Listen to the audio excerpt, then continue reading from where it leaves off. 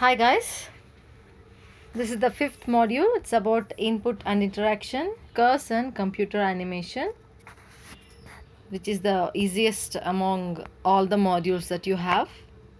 Let us start with this.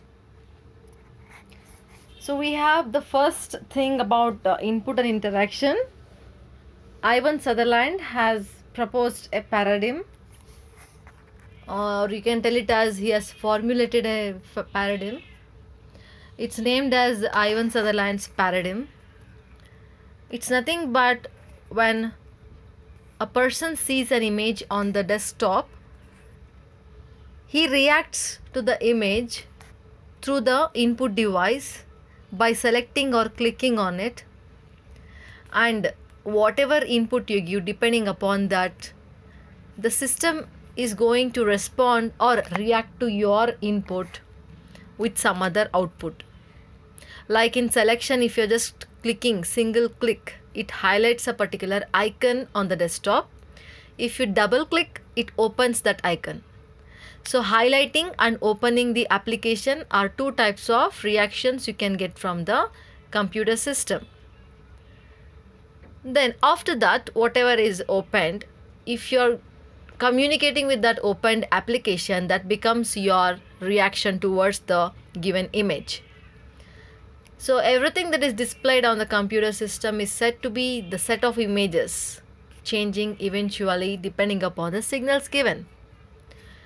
This interaction between the image and the input device is said as Ivan Sutherland's paradigm.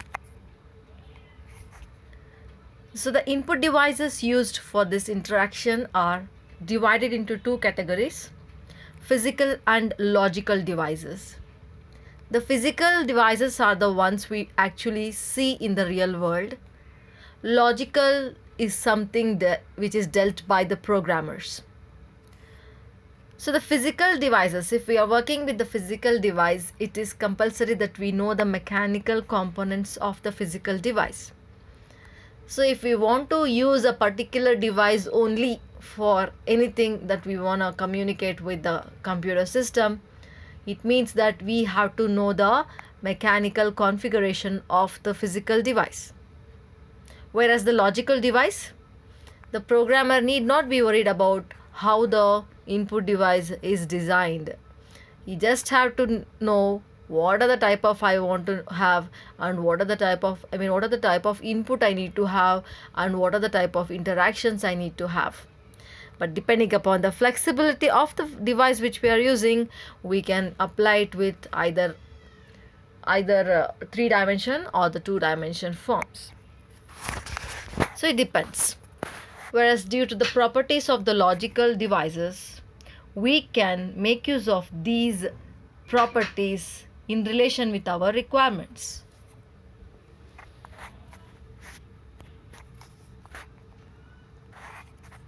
So handling a logical devices. So when we want to equip the program with the logical devices, we need to program them in such a way that we can actually obtain the required input in the form that we need. So like how you actually program your general concept of taking inputs.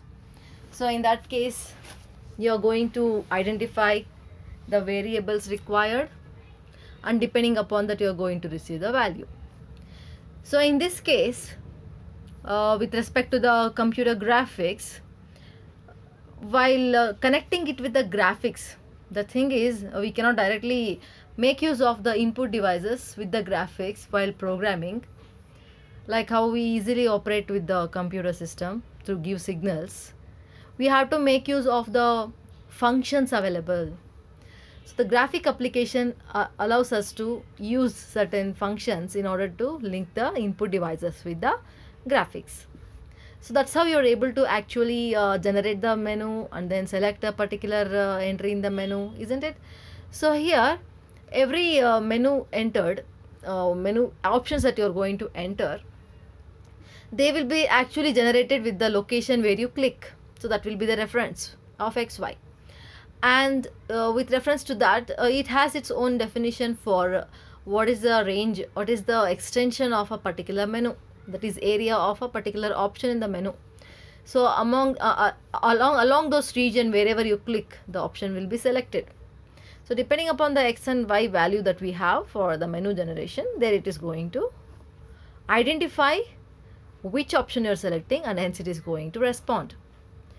So if you go for the advantages of the logical device consideration, so here in this case we don't have to know what type of device it is, how the device is designed actually. Only the part we have to know is the logical part. So here we can use a particular device, physical device, in different ways. So now we can either use the same mouse device with the existing program, or also I can make use of the same with another type of input device, like what you have, trackballs are there, then you have stylus, any type of things. Same program can be used in different ways when it comes across the logical devices. So now we'll see the different types of physical input devices that we have. The first one is the type that comes under the pointing devices. So physical input devices are categorized into two types, which are pointing devices and keyboard devices. The pointing devices are general mouse, trackball kind of a device. So in this case, the first one what we come across is mouse and trackball. As you can see in the figure, mouse that you have already worked with, and the trackball looks like how it is visible in the slide here. So both of the things, that is both mouse and trackball, will have two buttons, and the mouse will be having a standard mechanical mouse will be having a roller under that. So if you put it upside down, you can feel it looks like a trackball. Trackball also is having a roller. Both has similar mechanical components used for designing them, and advanced one will be using the optical sensors. In this case, these devices are able to provide us with the motion, that is the direction in which the rollers or the wheel or the ball that you find here are going to be moved. Depending upon the motion and the direction, you are able to obtain the x and y value. So in this case, you can have variants of mouse where we come across the optical mouse with the optical detectors, and in this case it makes use of a mouse pad as a reference for its movement. Then these trackballs can also be found on the keyboards. So instead of having a standalone element, that is a trackball device, we also find keyboards with trackballs which are pressure sensitive. Those can be the variants of the mouse and trackballs.